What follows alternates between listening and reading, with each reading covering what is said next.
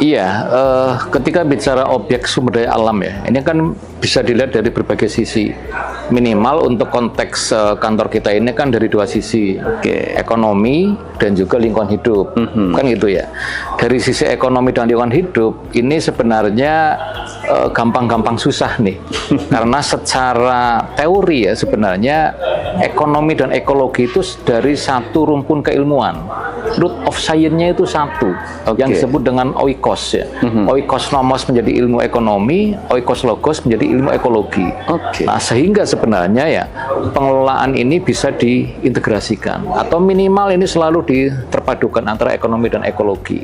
Kemudian konflik-konflik teknologial ini, jadi pendidikan masyarakat yang dulu sudah pernah selesai, ini sudah kita eksekusi. Apa yang bisa dibangun saja, ada yang tidak bisa sekedar ditanam. Hukuman tanah ataupun National Forest Monitoring System. Kebijakan 1BK ini boleh dikatakan menjadi utama. Assalamualaikum warahmatullahi wabarakatuh. Apa kabar Sobat Plano? Ya, hari ini saya akan ngobrol dan bincang-bincang dengan salah seorang staf ahli Menteri Bidang Ekonomi dan Sumber Daya Alam, ya, Bapak Dr. Tasdianto, yang hari ini bersama saya. Halo Pak, apa kabar Pak? Baik, alhamdulillah. Assalamualaikum. Waalaikumsalam. Ya, sehat, alhamdulillah. Nih Pak, Ya. Pak Tas nih ya, ini beliau ini yang memberikan masukan-masukan, yang memberikan apa artinya memberikan informasi mungkin Pak ya kepada Kementerian Lingkungan Hidup dan Kehutanan terkait dengan bidang beliau. Nah. Ya. Saya mau tanya dulu nih sebentar lah gitu kan. Ini bidang Bapak ini ngurusin apa aja sih Pak, staf ahli Pak? Iya, staf ahli DKLHK itu kan ada 5 ya. Kebetulan saya ditugasi untuk bidang ekonomi sumber daya alam. Jadi ini kan sangat luas ya, bicara tentang ilmu ekonomi itu sudah sangat luas ya. Kemudian nanti dikaitkan dengan sumber daya alam. Jadi intinya adalah bagaimana ya kita mengetahui nilai sumber daya alam kita ya, value sumber daya alam kita ya, dalam kaitannya nanti untuk mendukung pembangunan gitu. Dan rasanya setelah kita mengetahui ya bahwa sumber daya alam kita ini kan sangat kaya, dan jadi negara kita sangat kaya sumber daya alam dan kita perlu berbangga ya, perlu optimis ya bahwa Indonesia itu bisa menjadi negara maju ya, nanti bertumbuh kepada sumber daya alam yang dikelola dengan baik. Oke, iya, ini sedikit sudah diulas oleh Pak Staf Ahli, Pak Tasdianto. Ini kaitannya dengan planologi hari ini yang sedang membahas terkait dengan tata lingkungan, Pak. Iya. Nah, adakah gitu kan yang bisa diberikan bagaimana gitu kan tantangan ke depan terkait dengan tata lingkungan yang ada di Indonesia ini, Pak? Iya, ini kan tata lingkungan jadi berbicara tentang instrumen ya, instrumen pengelolaan lingkungan hidup. Dan ketika Kementerian Lingkungan Hidup bergabung dengan Kehutanan, maka fungsi tata lingkungan ini ya digabungkan dengan planologi. Karena ini ada himpitan ya secara manajemen ya, bagaimana menata kawasan hutan kita ya, dan juga menata lingkungan hidup, kurang lebih demikian ya. Dan tata lingkungan itu sesungguhnya juga sebuah instrumen yang sudah tua begitu ya, artinya sudah lengkap di dalamnya ya, karena di dalam kan juga mengaitkan dengan analisis mengenai dampak lingkungan misalnya, kemudian terkait dengan kajian lingkungan hidup strategis ya, kemudian nanti ada analisis risiko lingkungan dan seterusnya. Gitu. Dan itu tentunya adalah instrumen yang sama-sama nanti kita gunakan untuk mendukung pembangunan berkelanjutan yang sedang kita jalani. Nah, kalau kemudian ekonomi sumber daya alam ya yang saya bidangi ini selain tadi memvaluasi atau menghitung ya sumber daya alam yang kita miliki ya, juga tentunya adalah mencari inovasi-inovasi agar sumber daya alam kita ini tetap bisa dinikmati oleh generasi kita ini dan generasi penerus, kan begitu kan ya. Dan rasanya kita semakin optimis ketika tadi tahu kita kaya akan sumber daya alam ya, dan pengelolaan sumber daya alam kita sudah baik begitu. Beda dengan negara-negara di Afrika katakanlah, ada negara yang gagal mengelola sumber daya alam padahal dia kaya sumber daya alam. Karena salah pengelolaan. Betul, itu yang disebut oleh sebuah referensi dengan kutukan sumber daya alam atau resource curse. Oke. Jadi di tengah kekayaan sumber daya alam ya, negara itu tidak bisa membangun rakyatnya menjadi rakyat yang sejahtera. Nah ini kan sebuah kondisi paradoks ya, dan insya Allah itu tidak akan terjadi di Indonesia. Oke. Nah itu yang kita membuat semangat dan optimis gitu Pak Bagus ya. Oke, Sobat Plano, tadi ini menarik banget ya. Ada beberapa negara di Afrika kaya dengan sumber daya alam tapi tidak bisa mengelola. Iya. Nah, kita kembali lagi ke Indonesia yang memang kaya akan sumber daya alamnya. Yang paling urgent dalam tata kelola lingkungan yang ada di negeri ini, apa sih yang perlu yang perlu dikelola, kemudian perlu ditata, kemudian harus ada aturan agar sumber daya ini bisa bermanfaat untuk generasi kita yang akan mendatang, gitu kan? Juga bisa memberikan dampak untuk pembangunan. Iya, ketika bicara objek sumber daya alam ya, ini kan bisa dilihat dari berbagai sisi. Minimal untuk konteks kantor kita ini kan dari dua sisi, ekonomi dan juga lingkungan hidup, kan gitu ya. Dari sisi ekonomi dan lingkungan hidup, ini sebenarnya gampang-gampang susah nih, karena secara teori ya sebenarnya ekonomi dan ekologi itu dari satu rumpun keilmuan. Root of science-nya itu satu, yang disebut dengan oikos ya. Oikos nomos menjadi ilmu ekonomi, oikos logos menjadi ilmu ekologi.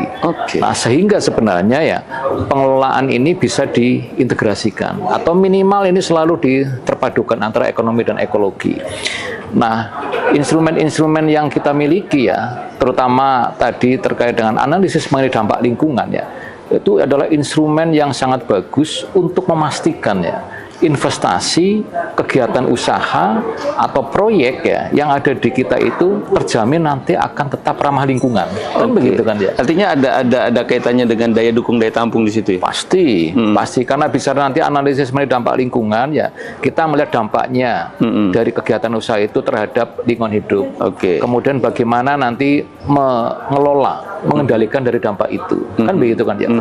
Nah, di sisi lain ya, sebelum katakanlah ada investasi, kita harus mengetahui daya dukung dan daya tampung lingkungannya. Kan begitu, contoh lah Pulau Jawa nih ya. Pulau Jawa ya, 10 tahun yang lalu sebenarnya sudah ada kajian ya yang mengatakan bahwa Jawa itu sudah mengarah kepada kondisi kolaps secara lingkungan, secara ekologi. Karena mungkin banyaknya perubahan pembangunan atau sumber daya manusia atau itunya ada pertumbuhannya lebih cepat ya. Betul. Jumlah penduduk di Pulau Jawa kan paling padat dibanding pulau-pulau lain. Kemudian segala kegiatan usaha terpusat di Jawa, apalagi di ibu kota negara. Nah, ini sebenarnya kita mudah melihat tadi bicara daya dukung daya tampung ya. Memang ada keilmuan tersendiri ya melihat berbagai komponen yang harus dikaji. Tapi sebenarnya masyarakat awam itu bisa juga melihat dengan katakanlah kemacetan. Ini baru beberapa hari yang lalu kita ada long weekend ya. Kemarin Bogor, Puncak macet. Gitu ya. Macet horor. Jakarta macet, kota-kota lain macet. Artinya ya bahwa Jawa ini memang sudah sangat padat ya. Untuk daya tampung transportasi saja itu sudah demikian. Nah, itu untuk gambaran mudahnya ya. Nah, analogi dengan itu kita bisa melihat untuk daya dukung daya tampung lingkungannya. Katakanlah untuk media air, media udara, kemudian lahan ya. Kita kan bisa melihat secara kasat mata ya sebelum dikaji mendalam ya bahwa Jawa ini sudah sangat padat, sehingga tidak keliru apabila ada yang melakukan kajian bahwa Jawa itu sudah mengarah kepada kondisi yang kolaps. Nah, maka ya sebenarnya kebijakan yang dilakukan oleh pemerintah kita sudah sangat tepat ya. Bagaimana kemudian melihat ya daerah-daerah yang lain yang perlu ditumbuhkan ekonominya ya, katakanlah dengan konsep memindahkan ibu kota negara ke Kalimantan Timur ya, itu akan memacu pergerakan penduduk ke pusat pertumbuhan baru ya, ekonomi di sana juga akan tumbuh ya, dan itu akan memperatakan pembangunan di seluruh Indonesia. Dengan demikian ya, Jawa ini kita harapkan bisa memperbaiki diri secara ekologi dan ekonominya tentunya juga akan terus bergerak melaju. Nah, ini yang kita harapkan ke depan. Artinya begitu penting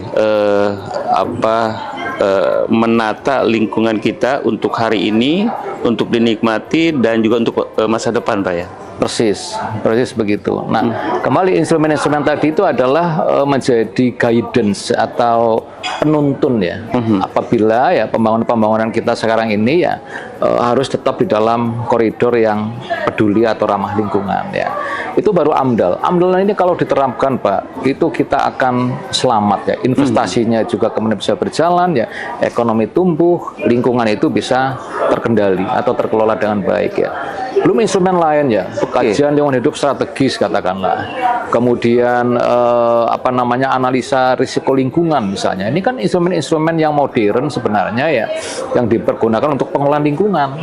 Hanya sebenarnya tinggal bagaimana ya membuat kajian itu yang objektif ya, implementasinya efektif. Gitu. Saya menarik itu yang kita harapkan. Soal AMDAL nih. Apakah seluruh pembangunan atau pelaku usaha itu harus memproses AMDAL tersebut atau memahami, atau justru mungkin karena berada tupoksinya adalah izin AMDAL itu penting untuk pelaku usaha? Iya, sangat penting. Tapi kan tergantung tingkatannya tadi ya. Ada kegiatan yang berisiko besar dan penting. Itu yang kemudian menjadi kewajiban AMDAL. Tapi yang level menengah ke bawah kan gradasinya juga berkurang. Tapi intinya dari seluruh kegiatan usaha itu ya, seluruh proyek pembangunan harus memperhatikan dampak lingkungan. Dampaknya yang kita kelola. Bukan berarti AMDAL ini adalah menghalangi pembangunan, bukan demikian. Pembangunan silakan berjalan, tapi dampaknya kita kelola, kita kendalikan. Nah, itu yang kemudian menjadi penting ya AMDAL ya, untuk bisa mengawal pembangunan berlanjutan di Indonesia terwujud. Gitu, nah, peran serta Kementerian Lingkungan Hidup dan Kehutanan dalam hal ini Direktorat Jenderal Planologi apa ini? Iya, kan sudah jelas ya di aturannya. Kalau dulu memang ya Kementerian Lingkungan Hidup atau KLHK di era-era awal sebelum ada Undang-Undang Cipta Kerja ya, itu kan sebagai penerbit izin lingkungan, memiliki kewenangan demikian ya. Tapi setelah ada Undang-Undang Cipta Kerja, ada penyesuaian, kita juga harus mendorong ada investasi, begitu ya, memudahkan kegiatan berusaha ya. Maka AMDAL ini kemudian diposisikan yang lebih tepat dalam konteks sekarang gitu. Jadi investasi berjalan ya, dari Kementerian Lingkungan Hidup dan Kehutanan memberikan persetujuan lingkungan, kan demikian ya. Jadi persetujuan lingkungan itu fungsinya hampir sama ya, dalam rangka untuk mengawal ya pembangunan berkelanjutan, atau dalam hal ini adalah investasi itu tetap memperhatikan lingkungan. Jadi itu AMDAL sampai kapanpun akan berguna dan penting bagi pembangunan berkelanjutan. Ya, Sobat Plano, ini menarik sekali bahasan kita dengan Bapak Staf Ahli Menteri Pak Tasdianto terkait dengan tata lingkungan, daya dukung, daya tampung, kemudian juga soal AMDAL. Pak, ini karena waktu kita juga nggak terlalu banyak nih. Pesan Bapak untuk para pelaku usaha agar peran mereka juga bisa mendukung bagaimana pembangunan tetap jalan, mereka juga bisa berusaha, akan tetapi secara aturan mereka juga bisa mengikuti apa yang dicanangkan oleh pemerintah. Iya, para pengusaha ya atau dunia usaha tentunya ya itu sangat berperan penting ya di dalam menjalankan atau menjalankan pembangunan ya di Indonesia, karena itu kan tumpuan pertumbuhan ekonomi. Dunia usaha itu, investasi ya itu juga sangat penting. Jadi kita tidak menutup kepada investasi ya untuk kegiatan-kegiatan yang akan dibangun di Indonesia begitu. Dan yang penting sebenarnya adalah investasi atau pembangunan itu harus tetap memperhatikan lingkungan hidup begitu. Nah, kemudian yang menjadi kewajiban dari pemerintah ya, seperti kita Kementerian Lingkungan Hidup dan Kehutanan, adalah bagaimana melayani investasi ini bisa berjalan dengan baik sesuai dengan koridor peraturan yang sudah kita tetapkan ya. Mungkin ya sekarang ini masih ada keluhan-keluhan, misalnya kurang cepat di dalam pelayanan, tersendat di satu sisi teknis misalnya.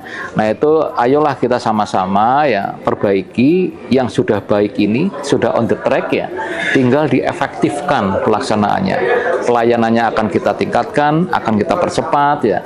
Di pihak dunia usaha juga tentunya ya harus menaati ya dan terus memberikan masukan-masukan agar tadi investasi dalam rangka untuk meningkatkan pertumbuhan ekonomi dan penjagaan lingkungan ya dari instrumen yang kita miliki, diantaranya AMDAL itu tetap bisa berjalan dengan baik. Oke. Ya, Sobat Plano, ya waktu yang tidak banyak, tapi mudah-mudahan obrolan kita, diskusi kita di Bincang Plano ini bersama staf ahli menteri bidang ekonomi sumber daya alam, Bapak Dr. Rasdianto bisa bermanfaat untuk Sobat Plano, khususnya para pelaku usaha. Terima kasih buat teman-teman Sobat Plano. Ya, mari kita jaga lingkungan agar lingkungan bisa bermanfaat untuk kita hari ini dan untuk generasi masa depan anak-anak kita. Terima kasih. Wassalamualaikum warahmatullahi wabarakatuh. Terima kasih, Mas. Terima kasih, Pak. Atas Dianto. Ya. Oke.